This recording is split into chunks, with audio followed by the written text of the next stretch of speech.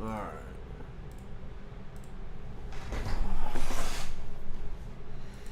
What the shell?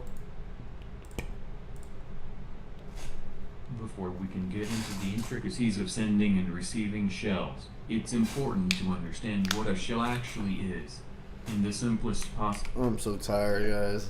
I've been working all day. Terms. Shells are what we use when interfacing with a command line environment, CLI. Line check.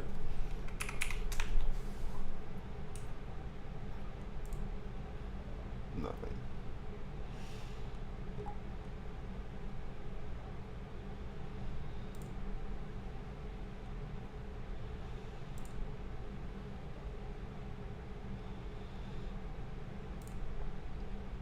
I'm so tired. Before we can get into the intricacies of sending and receiving shells, it's important to understand what a shell actually is.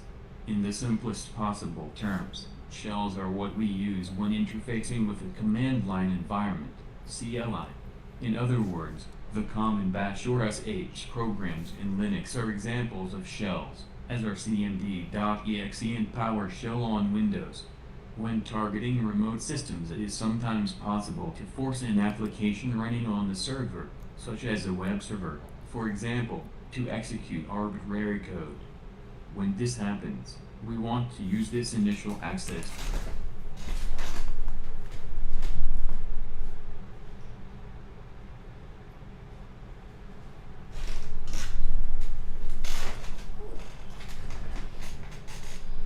to obtain a shell running on the target. In simple terms, we can force the remote server to either send us command line access to the server, a reverse shell, or to open up a port on the server which we can connect to in order to execute further commands, a bind shell. We will be covering both of these scenarios in further detail throughout the room. The format of this room is as follows. The bulk of the room is made up of information, with examples given in code blocks and screenshots. There are 2 VMs, 1 Linux, 1 Windows, in the last 2 tasks of the room. These can be used to practice the techniques demonstrated. There are example practice questions in task 13. Feel free to work through these, or follow along with the tasks as you complete them. Without further ado, let's begin.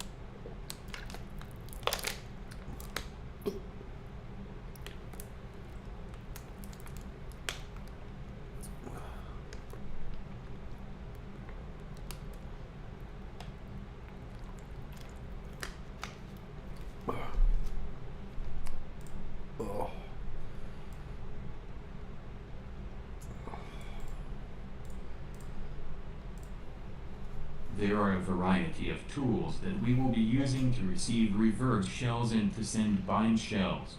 In general terms, we need malicious shellcode, as well as a way of interfacing with the resulting shell. We will discuss each of these briefly below. Netcat. Netcat is the traditional Swiss Army knife of networking. It is used to manually perform all kinds of network interactions, including things like banner grabbing during enumeration. But more importantly for our uses, it can be used to receive reverse shells and connect to remote ports attached to bind shells on a target system. Netcat shells are very unstable, easy to lose by default, but can be improved by techniques that we will be covering in an upcoming task. SOCAT. SOCAT is like Netcat on steroids. It can do all of the same things, and many more. SOCAT shells are usually more stable than Netcat shells out of the box.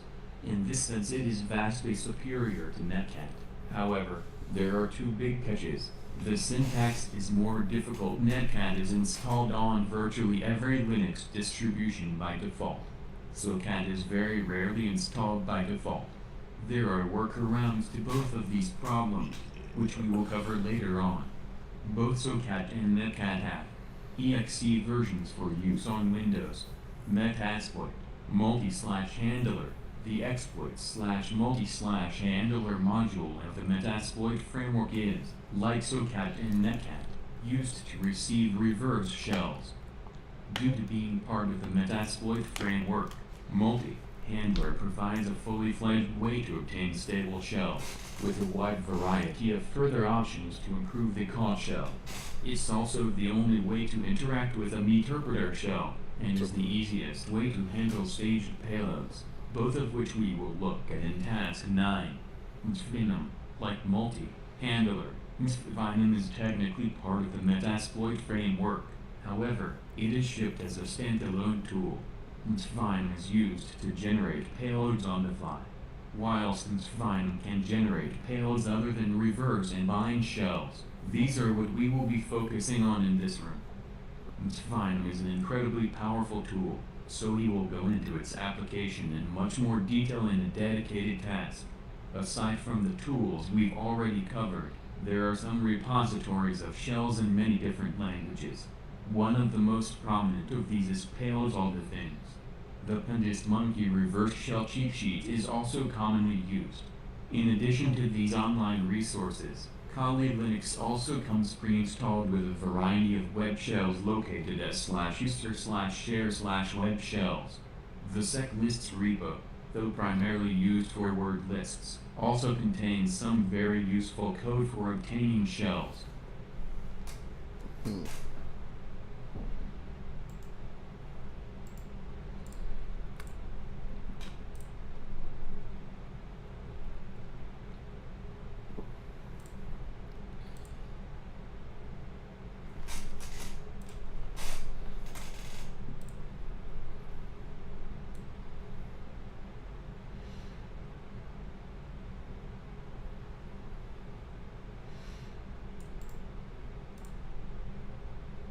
At a high level, we are interested in two kinds of shell when it comes to exploiting a target: reverse shells and bind shells.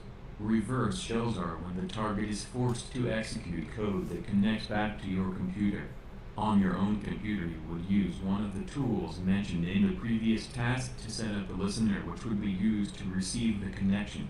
Reverse shells are a good way to bypass firewall rules that may prevent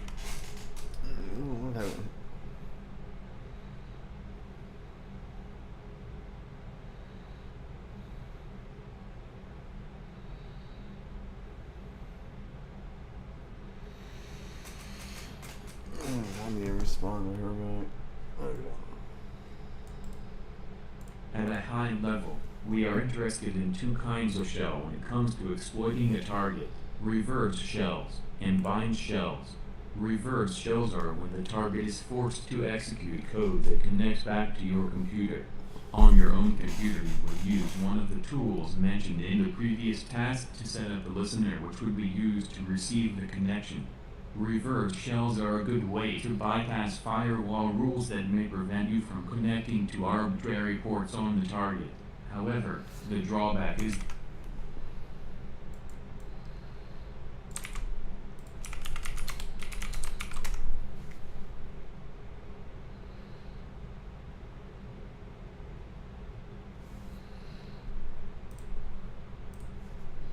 that, when receiving a shell from a machine across the internet, you would need to configure your own network to accept the shell. This, however, will not be a problem on the TryHackMe network due to the method by which we connect into the network.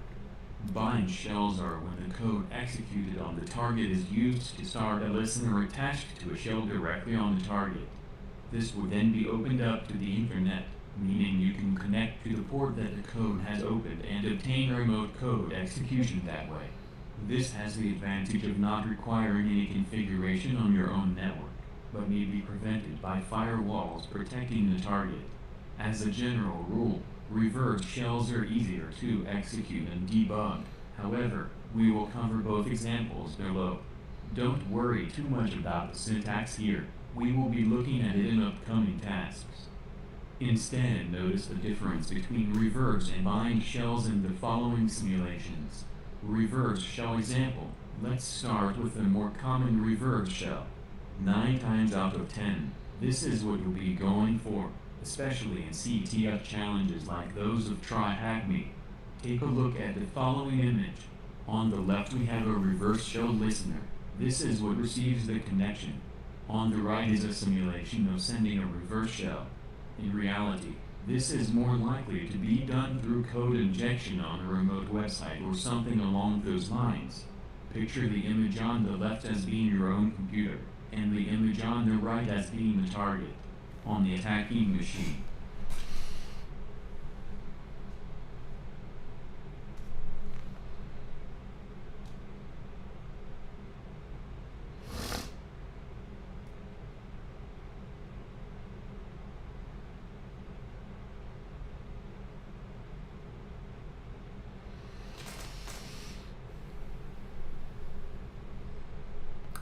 It's late, man.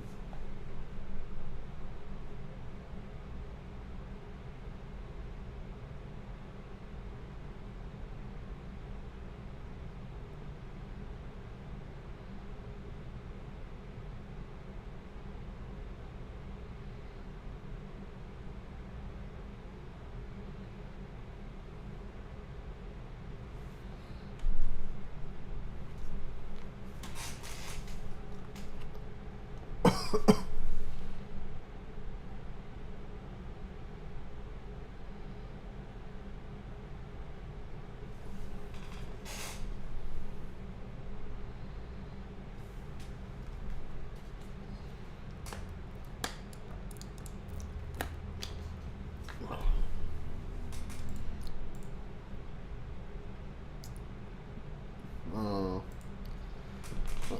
it's too late. I'm tired. Well,